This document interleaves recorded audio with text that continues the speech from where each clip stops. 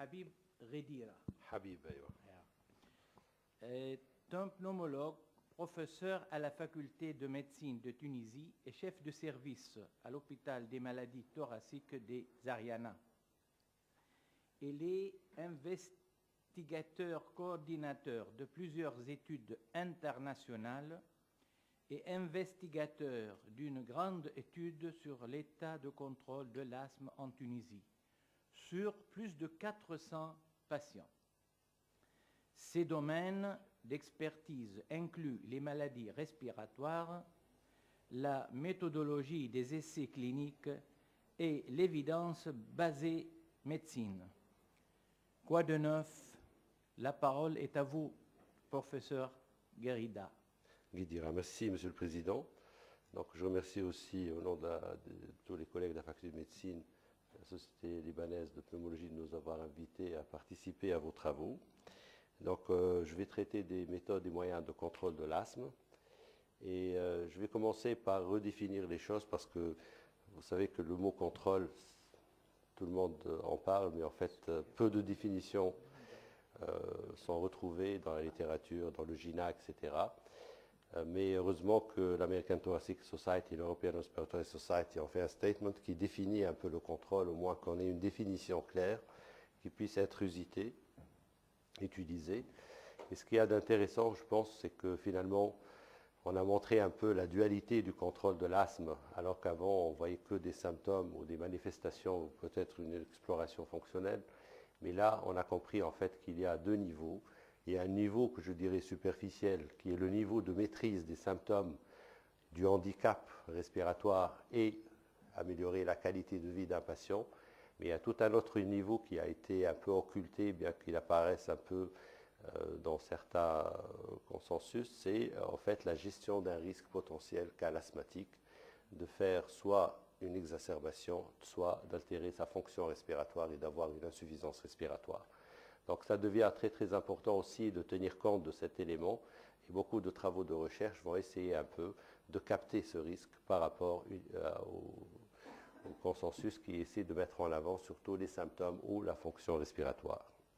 Alors pour ceux qui veulent bien que les choses soient bien marquées, alors il y a eu une petite confusion au niveau du GINA, des premières versions du GINA sur la notion d'asthme sévère, puisque la sévérité était quelque chose qui donnait un état de l'asthme à un moment donné. Actuellement, les choses reprennent le cours normal, puisque sévérité, c'est quelque chose qui est en rapport avec des difficultés à traiter une maladie. Donc la sévérité, c'est la difficulté de contrôler un asthme dans le temps. Donc ce que disent les anglophones, difficult to treat asthma, c'est pour détecter ce difficult to treat asthma qui entre dans un autre cadre nosologique très particulier et j'espère que les confusions seront levées définitivement. Alors pour ceux qui sont donc anglicistes et qui veulent voir comment les choses sont énoncées clairement pour l'ATS et l'ERS, donc là c'est dit que asthma control is defined as the extent, donc l'importance avec laquelle les différentes manifestations de l'asthme peuvent être diminuées ou contrôlées, et là ils insistent sur les deux niveaux, the level of clinical asthma control, donc le degré de maîtrise en fait, qui est évalué sur les symptômes et aussi sur la capacité du sujet à garder ses activités journalières, mais aussi la qualité de vie est introduite ici comme élément de contrôle, ce qui est important. Et secondo, le risque de faire des événements futurs majeurs, qui inclut aussi la perte de contrôle et les exacerbations, le déclin de la fonction respiratoire, sans oublier bien sûr les effets indésirables des traitements qui doivent être aussi pris en compte dans chaque fois qu'on essaie d'évaluer le contrôle de l'asthme. La sévérité de l'asthme, asthma severity, is defined as the difficulty in control an asthma with treatment. Donc c'est la difficulté avec laquelle nous pouvons contrôler un asthme, et ça suppose donc quelque chose qui est longitudinal dans le temps, et on ne peut pas dire que quelqu'un a un asthme sévère à une consultation, mais il faut plusieurs consultations pour vérifier qu'on n'arrive pas à le contrôler. Alors, le fait de distinguer risque des symptômes devient très important, alors qu'au début, c'était un peu confondu. Depuis que certaines études, comme celle-là, par exemple, qui évaluaient un peu le traitement par le formoterol, I-formoterol, c'était l'ancien nom du formoterol, et du montelukast, pour voir un peu quel était le plus intéressant en addition par rapport au fluticasone. Ce qui était intéressant, c'est de voir que bien que le formoterol avait une capacité de réduire le nombre de jours, d'augmenter le nombre de jours sans symptômes, donc d'améliorer cliniquement le patient, même pour ce qui est le contrôle par le score de Juniper, la Sécu, même la fonction respiratoire. Par contre, si on voit ce qui se passe sur la réactivité bronchique, on voit qu'il ne fait rien du tout sur la réactivité bronchique. C'est-à-dire que ce sujet-là, qui est uniquement sous la base, donc bêta-2 longue action, il peut avoir une amélioration des symptômes, il peut avoir une amélioration de la fonction respiratoire, mais il reste à risque puisque la réactivité bronchique reste inchangée chez lui. Donc ça veut dire que probablement il faut aller chercher d'autres éléments qui évaluent ce risque par rapport uniquement aux symptômes. Alors si on veut effectivement voir un peu comment évaluer le contrôle, il faut distinguer les différents éléments. Et là, ce qui est au jour d'aujourd'hui mis à la disposition des cliniciens, ce sont certainement certains moyens que nous allons revoir, mais chaque moyen en fait a un objectif particulier, c'est pourquoi je les ai d'emblée distingués de façon différente. Alors si on s'intéresse aux symptômes, bien sûr, il y a la mesure catégorielle comme le GINA ou le GOAL, qui a été cette étude GOAL, la première à mettre en fait en exergue ces éléments de contrôle, et ça a été repris par le GINA. Il y a aussi des mesures un peu plus scientifiques qui sont basées sur des scores, notamment le score de Juniper qui a été le premier mis en évidence, enfin scientifiquement mis en place, disons sur un plan scientifique, et puis suivi par d'autres scores, et finalement celui qui a le plus de succès, c'est l'Asthma Control Test ou l'ACT, probablement pour un poids statistique, mais aussi un poids des laboratoires qui ont tout mis en œuvre pour vulgariser ce score. Mais ceci, bien sûr, est spécifiquement surtout pour le contrôle, bien qu'ils incluent certains éléments de qualité de vie. Mais si on veut aller au-delà des symptômes et de la fonction respiratoire, et on ne veut pas que le patient soit traité juste pour survivre, mais on veut qu'il vive, ça veut dire qu'il ait une bonne qualité de vie, là, il faudrait aller vers des questionnaires de qualité de vie. Bon, probablement celui qui peut être utilisé par les cliniciens, c'est certainement pas le grand AQLQ, donc Asthma Quality of Life questionnaire, qui est aussi établi par Juniper, mais qui est lourd, mais certainement quelque chose de plus simple qu'on appelle le mini AQLQ, qui a été lui-même aussi développé par le même auteur, Juniper. Donc, c'est elle-même a senti le besoin de simplifier cette approche. Ceci évalue en fait les symptômes, le handicap, donc la maîtrise des manifestations, reste la gestion des risques. C'est là où peut-être les choses sont un peu plus difficiles, si on veut aller au cœur des choses. Et il y a plusieurs méthodes qui ont été évaluées, étudiées. La variabilité du peak flow, donc du débit expiratoire de pointe, la réactivité bronchique en elle-même, la fraction exhalée du NO, ça a été aussi évalué comme un marqueur un peu de l'inflammation, mais aussi des marqueurs comme l'éosinophiles dans les crachats, comme pouvant peut-être donner une idée sur le degré d'inflammation, en supposant que plus il y a une inflammation, plus il y a une réactivité bronchique, plus le sujet est à risque de faire des exacerbations et ou d'avoir un déclin de la fonction respiratoire. Nous allons passer rapidement en revue donc, les différents éléments. On va commencer par cette mesure catégorielle parce que peut-être c'est la plus vulgarisée.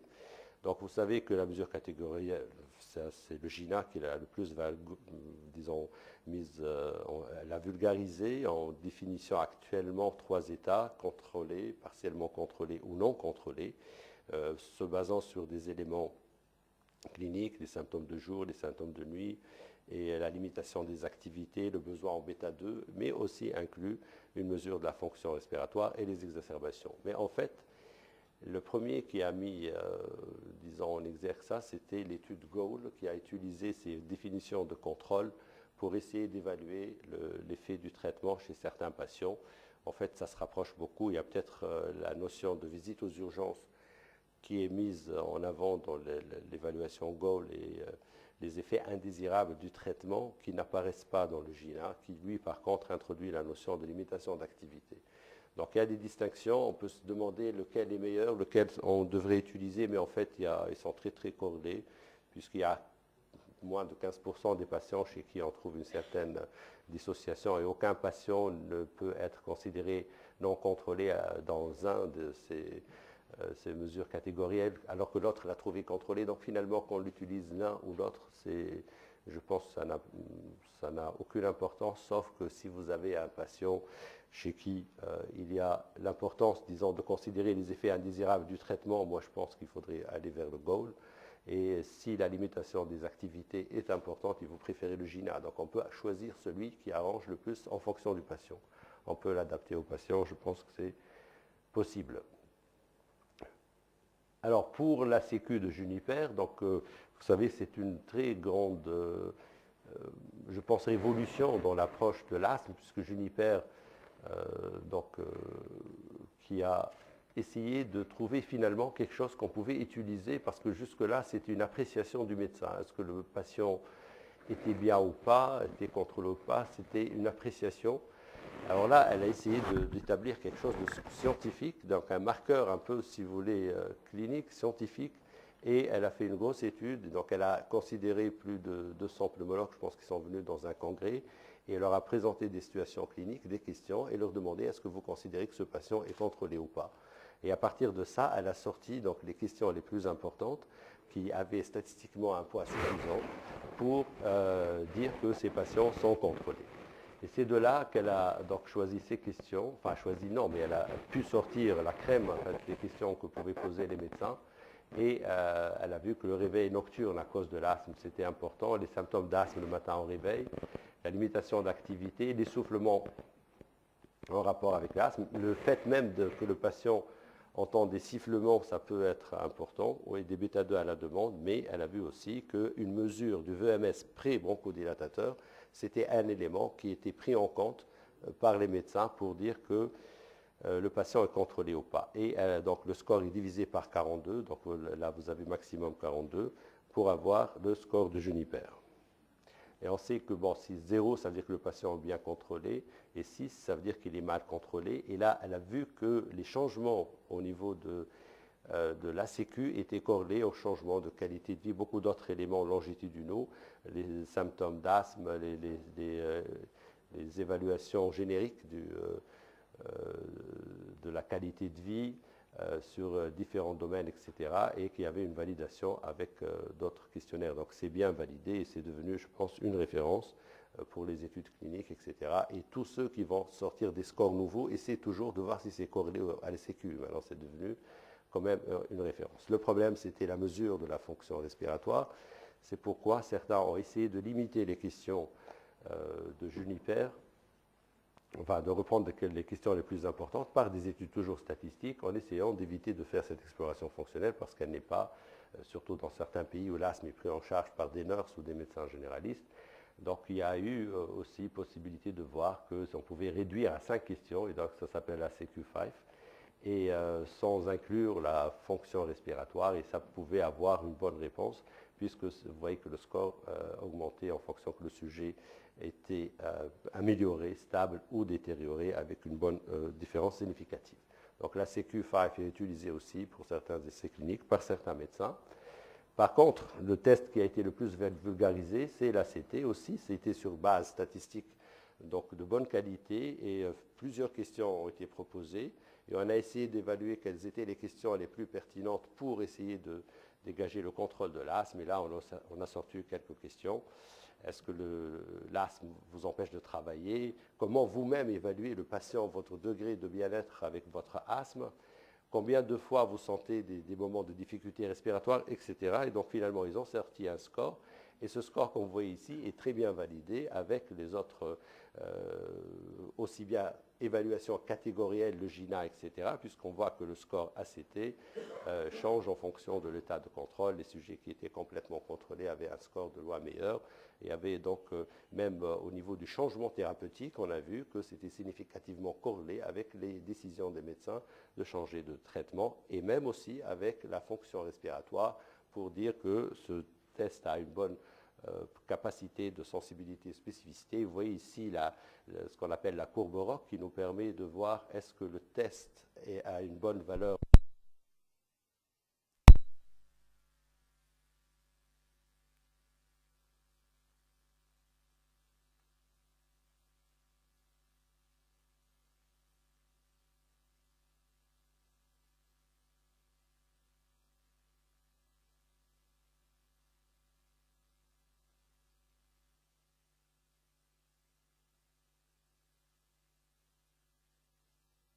l'avantage, c'est que voir avec ces courbes ROC, sa valeur diagnostique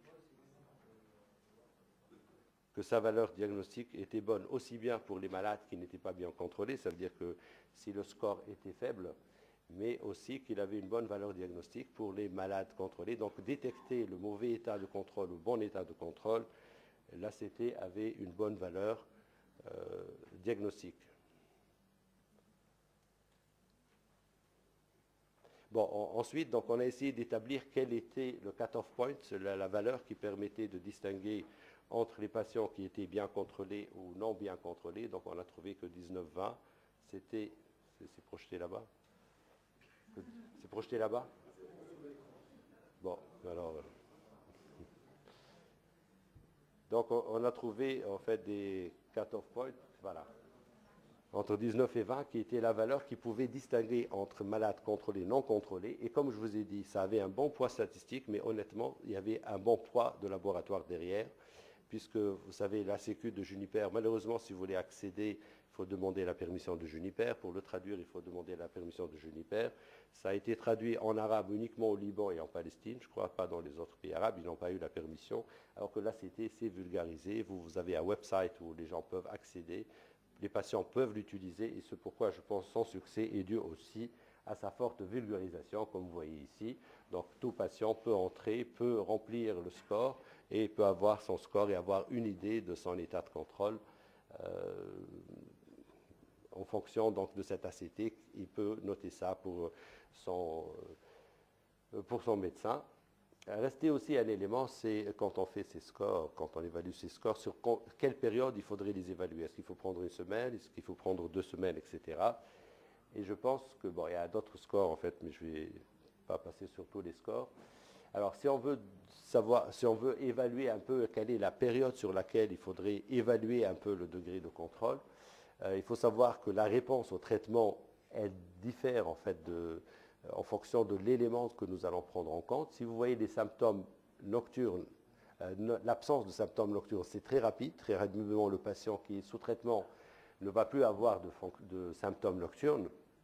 C'est suivi par l'amélioration du VMS. Ensuite, il faut quand même plusieurs mois pour avoir un pic flow matinal qui se normalise. La non-utilisation totale de bêta-2 aussi, ça demande des mois. Et la réactivité bronchique, vous voyez, ça peut demander une année pour normaliser la réactivité bronchique. Ce qui est intéressant dans l'étude GOAL, puisque c'était un step-up de traitement pour essayer de savoir quelle est la dose, enfin quelle est l'association qui permettait d'avoir le meilleur contrôle en montant au palier. L'avantage, c'est qu'on a pu voir que même si on utilise, par exemple, ce qui était le plus recommandé pour l'état des patients, c'est-à-dire l'association corticoïdéale de longue action, on voyait que l'amélioration montait, mais on voit qu'il y a à 4 semaines à peu près, on pouvait avoir pratiquement un truc asymptomatique, donc l'asymptote. Et donc, c'est pourquoi on a choisi que idéalement, ça serait bien de prendre 4 semaines d'évaluation. Si on veut évaluer le contrôle par l'ACT ou par les autres scores, c'est bien de considérer les 4 semaines d'évolution. Bon, ceci doit être relativisé parce que si vous avez un patient qui s'aggrave, vous n'allez pas attendre 4 semaines. Mais si vous êtes sur une pente plutôt stable vers amélioration, on peut attendre 4 semaines avant de dire que le patient a besoin probablement d'un step-up thérapeutique. Donc, il faut prendre en considération le temps nécessaire pour avoir cette amélioration. Alors pour la QLQ, comme je vous ai dit, en fait, le questionnaire initial s'appelle la QLQ, le questionnaire de Juniper. Il était assez lourd, il y avait 32 questions. Et en plus, dans ces questions, le patient devait passer par une première phase où il devait choisir les activités les plus courantes dans sa vie, parce que c'est sur elles qu'il allait faire un scoring. Donc c'était assez compliqué et ça prenait en compte plusieurs domaines de limitation d'activité, de symptômes, des facteurs psychologiques, émotionnels et aussi l'exposition à la réaction par rapport à l'exposition aux éléments de l'environnement, par exemple la gêne du fait de l'inhalation de tabac. Donc c'était assez compliqué, mais bon, ça avait une grande valeur scientifique, ce qui fait que Juniper elle-même a décidé d'aller vers quelque chose de plus simplifié qu'elle a appelé le mini AQLQ. Et ce mini AQLQ, en fait, il se passe sur 15 questions qui prennent en compte les symptômes, comment il réagit psychologiquement par rapport à certains symptômes, etc. Ils sont très intéressants pour avoir une qualité de vie qui n'est pas toujours liée aux symptômes. Donc c'est quelque chose, une autre dimension quelle est la qualité de vie, comment il vit son travail, il vit avec son travail, etc. Alors, vous voyez ici, le mini AQLQ est bien corrélé à l'AQLQ. Donc, ça peut se substituer, bien sûr. L'AQLQ reste le gold standard si on veut vraiment évaluer avec précision la qualité de vie de quelqu'un, mais c'est lourd. Donc, le mini AQLQ, c'est un dérivé, si vous voulez, de l'AQLQ, mais qui est un bon dérivé. On peut l'utiliser. Alors, ceci était concernant donc, la maîtrise des manifestations. Par contre, je vous ai dit que le deuxième élément très important, c'est l'évaluation du risque à ce patient de développer une maladie, et ceci est probablement, enfin une maladie grave, enfin, soit une altération de la fonction, soit des exacerbations des événements majeurs. Et ceci donc suppose qu'on va aller un peu plus vers la profondeur physiopathologique, c'est-à-dire l'inflammation et la réactivité bronchique.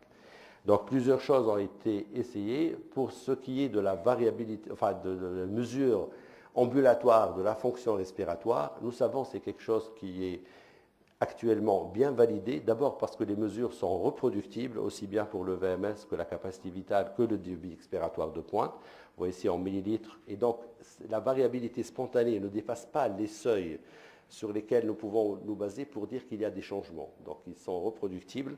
Et vous voyez surtout le patient, même s'il fait, chez lui, une mesure de la fonction respiratoire, lui, il va suivre les recommandations, qui sont des recommandations ATS, et dans pratiquement 90% des fois où il fait cette mesure, il le fait bien. Donc on peut faire confiance au patient pour faire une mesure ambulatoire de sa fonction respiratoire. Alors ce qu'on voit ici, parce que la question qui se pose, quel est l'élément que nous allons prendre en compte? Vous avez ici, après traitement par bêta-2, agoniste, on voulait voir quel est l'élément ambulatoire qui avait la meilleure capacité pour détecter un changement. Et à l'évidence, ça semble être la moyenne des DEP au matin au réveil. Donc il faut prendre le DEP du matin au réveil et c'est le meilleur élément pour détecter les changements. L'autre élément, je pense, important, c'est de se dire quelle est la valeur seuil que nous allons considérer comme étant témoin d'un changement significatif, disons d'un état de réactivité bronchique qui pourrait témoigner d'une réactivité bronchique. Vous savez que la valeur qu'on utilisait avant, c'est 20%, puis ça a diminué un peu.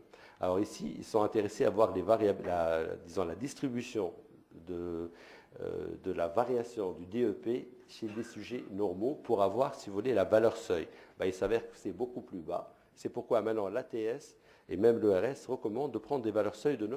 Si vous avez plus de 9% de changement du DEP, c'est probablement un état encore d'instabilité de la fonction respiratoire. Et vous n'êtes tranquille que ça descend en dessous de 9%.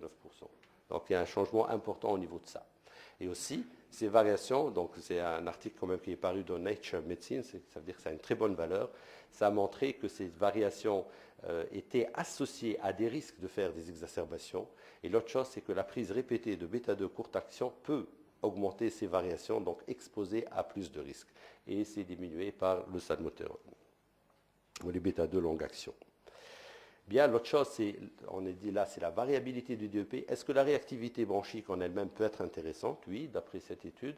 On voit que chez ces patients qui étaient donc mis sous budesonide, on voit qu'on ne peut pas détecter avec le temps, enfin avec les doses, avec l'augmentation des doses, un meilleur effet en utilisant des scores de symptômes, ni les symptômes nocturnes, ni le DEP du matin, ni le DEP de l'après-midi. Par contre, la réactivité bronchique diminue avec les doses. Donc il y a un phénomène d'atténuation un peu de l'activité de l'asthme qui n'a pas été détecté ici.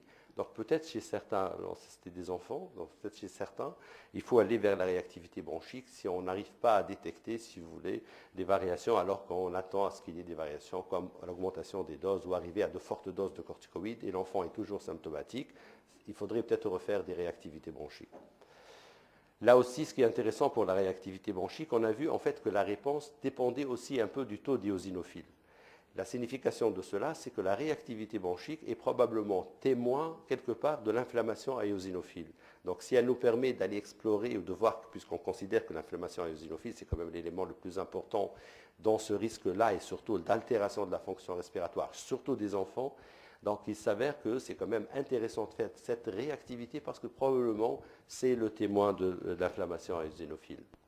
Alors, à part ça, on a essayé de mettre en avant certains marqueurs de l'inflammation, comme la fraction expirée de NO et les éosinophiles dans les crachats, pour ne pas trop vous embêter avec beaucoup de diagrammes, en conclusion, ce qui ressort de cette revue systématique, c'est que si on veut voir est-ce que les éosinophiles peuvent détecter les sujets exacerbateurs, oui, chez les adultes, apparemment, quand ils ont des éosinophiles dans les crachats, on trouve que ceux qui font plus d'une exacerbation ont plus d'éosinophiles dans les crachats que le groupe de sujets qui ont moins d'une exacerbation. Donc ça peut être effectivement, chez certains, exacerbateurs surtout, un moyen de voir un risque de développer des exacerbations.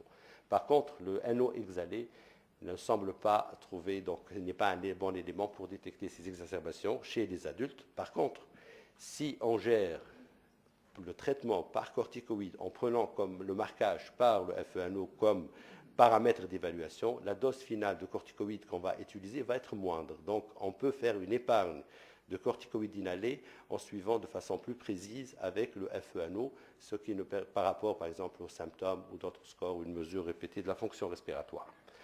Bon, chez les enfants, ça ne semble pas évident du tout. Les faits ne semblent pas se retrouver ici, donc ni pour le FeNO ni pour les éosinophiles. Donc les choses restent plutôt au niveau des adultes. Là aussi, on a montré dans cette étude où on voulait évaluer un peu quel était le meilleur traitement en add-on thérapie qu'on pouvait ajouter aux corticoïdes inhalés. Ils ont essayé plusieurs choses. Ils ont vu aussi que la meilleure chose à utiliser était l'ACT et que le FeNO n'a pas apporté grand-chose. C'est pour dire que tout est relatif. Alors, rapidement, les recommandations de l'ATS concernant l'utilisation de FeNO. Pour diagnostiquer l'inflammation bronchique à eosinophile, la qualité des évidences est moyenne. Effectivement, on peut l'utiliser pour dire que ce patient a une inflammation. C'est probablement pour des études plus qu'en clinique. Pour prédire la réponse aux corticoïdes chez patients ayant une inflammation bronchique qui a faible niveau d'évidence, un bon niveau d'évidence pour dire chez des enfants de moins de 12 ans, il ne faut pas en tenir compte. Et là, il donne en fonction des taux, pour dire que probablement si le taux est inférieur à 25, ça peut dire qu'il n'y a peut-être pas d'inflammation, etc. Et je pense que vous voyez ici, la plupart des évidences sont moyennes, faibles, donc il n'y a pas de grosse évidence et je pense que la recommandation doit être relativisée pour l'utilisation courante. Personne n'est actuellement convaincu de cela. Alors, par contre, il y a de nouveaux marqueurs, là c'est vraiment, on va vers le futur, qui sont en train de sortir, mais qui sont spécifiques de certains traitements, comme ici vous avez les leucotriènes E4 urinaires, ça peut être utilisé pour évaluer un peu la réponse aux montées du casque, comme je vous ai dit, c'est actuellement en mode d'évaluation, et même certains marqueurs épithéliaux tels que la périostine, on a retrouvé une différence pour les traitements, les patients qui prenaient du lebrikizumab, donc ça peut être intéressant. Juste pour dire qu'il y a des marqueurs en cours d'évaluation, que l'activité avance. Alors, pour conclure tout ça, je pense qu'on peut dire que l'asthme on peut voir ça comme un astrolabe, il y a quelque chose de très profond, un noyau de l'asthme, qui est l'inflammation, une interaction avec l'épithélium bronchique, et là, ça va être source d'hyperréactivité bronchique. Derrière, un peu plus extérieur, mais encore proche du noyau de l'asthme, c'est la variabilité du DEP. Et puis s'installent des choses qu'on peut percevoir cliniquement, l'hyperréactivité bronchique, les symptômes, et derrière, si vous voulez, la grande couverture, c'est la qualité de vie. Alors, en fait, on peut utiliser plusieurs choses. Alors, si on utilise le questionnaire de qualité de vie, nous avons une idée un peu sur la carapace, on est très loin de la profondeur de l'asthme. Si on utilise l'ACT, certainement, on va évaluer un peu les symptômes, mais on est encore loin, je pense, on ne touche pas un peu aux choses physiopathologiques qui peuvent être associées au risque.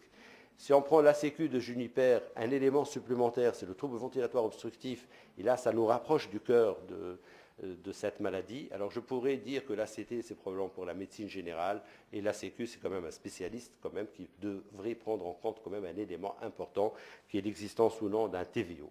Et si on veut aller encore plus en profondeur, la variabilité du DEP nous rapproche un peu plus du cœur de cette maladie, la réactivité un peu plus encore, et probablement si on fait le FeNO ou les éosinophiles, s'ils sont un jour validés, si on règle un peu cette hétérogénéité qu'on observe, ça pourrait être un jour un marqueur intéressant pour surtout que le contrôle prenne en compte ce problème de risque qui est quand même l'élément majeur si on veut traiter un patient asthmatique. Je vous remercie de votre attention. Merci de votre intervention qui est riche en nouvelles méthodes. Mais la richesse, c'est de nos praticiens qui vont vous poser leurs questions.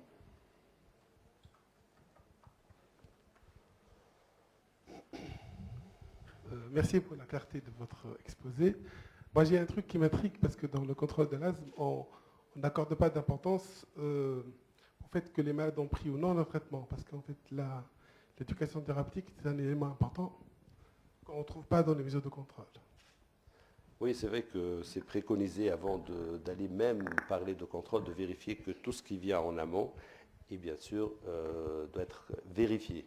Aussi bien que le patient a acheté, a pris, qu'il prenne bien la technique, qu'il est observant, etc. Bien sûr, c'est un préliminaire qui est important, bien sûr. Ça n'a pas de sens d'évaluer un contrôle si le patient n'a pas pris son traitement.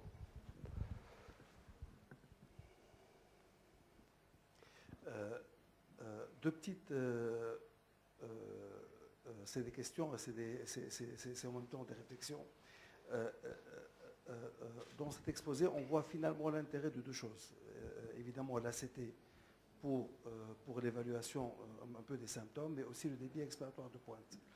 Alors, est-ce qu'il ne faut pas aussi insister sur l'intérêt de faire la spirométrie aussi, parce que le DEP, c'est vrai que c'est un élément important, mais est-ce que en fin de compte, avant d'aller à la mesure du NO et de l'hyper réactivité bronchique, est-ce qu'il ne faut pas faire éventuellement la spirométrie? Ça, c'est le premier point. Et puis le deuxième point, moi je pense que dans la pratique de tous les jours, il y a à peu près 20 ans, on insistait sur l'intérêt du DEP. Maintenant, on insiste sur l'intérêt de l'ACT. J'ai l'impression que dans la pratique de tous les jours, on a tendance à les oublier les deux. Est-ce qu'aujourd'hui, dans notre pratique, on est en train de faire une évaluation du DEP à domicile et ainsi que de l'ACT? Je pense que tous les pneumos ne sont pas en train de le faire, alors que c'est très important. C'est des moyens qui sont très simples, qu'on peut très facilement utiliser. Mais je crois qu'en fait, on peut dire que chacun doit faire ce qui serait le mieux pour lui, pour son patient, en fonction de sa position. Je ne pense pas qu'on puisse demander aux médecins généralistes ni aux nurses de faire une mesure de la fonction respiratoire. C'est quelque chose qui est quand même du pneumologue. Donc, si c'est à une nurse ou un médecin généraliste qui va prendre en charge un patient asthmatique, je pense qu'ils peuvent faire l'ACT. Et munir un QLQ s'ils veulent aller plus vers la qualité de vie, parce que chez certains patients, on sent que même le contrôle par l'ACT, il y a quelque chose de plus, le patient n'est pas observant, là on se pose des questions, peut-être que le traitement n'améliore pas sa qualité de vie. Mais globalement, je pense que ces deux éléments-là sont pour les nurses et pour les médecins généralistes. Si le patient est pris en charge par le pneumologue, ce qui veut dire aussi probablement que c'est un asthme un peu plus difficile à contrôler, là il est obligé de prendre bien sûr en compte la spirométrie. La variation du DEP, c'est un autre élément. C'est quand on veut, parce que nous avons des difficultés avec ce patient, parce qu'il est spécialement à risque, tu prends par exemple le brittle asthma ou d'autres types d'asthme inflammatoire, etc., où on voit un déclin de la fonction respiratoire, ce patient, on veut aller un peu plus. On ne veut pas s'arrêter aux choses qui règlent le problème de 85% des patients. Mais chez certains patients, tu vois que malgré le traitement, ils sont exacerbateurs et j'ai besoin d'aller vers un autre élément. J'irai vers la variabilité du DEP.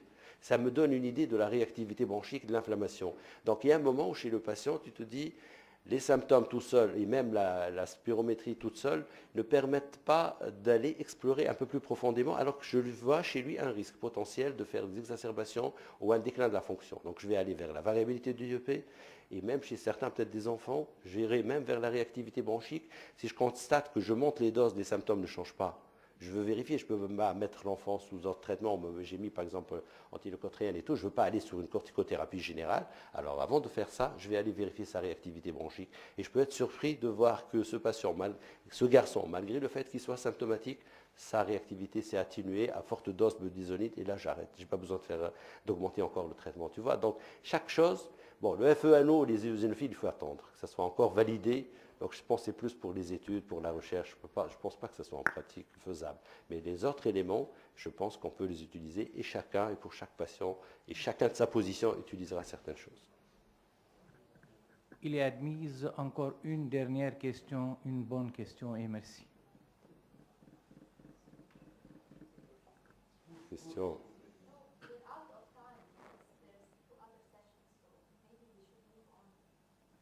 It's not a question, but anyway. Sorry. Merci. Okay. Thank you. Merci.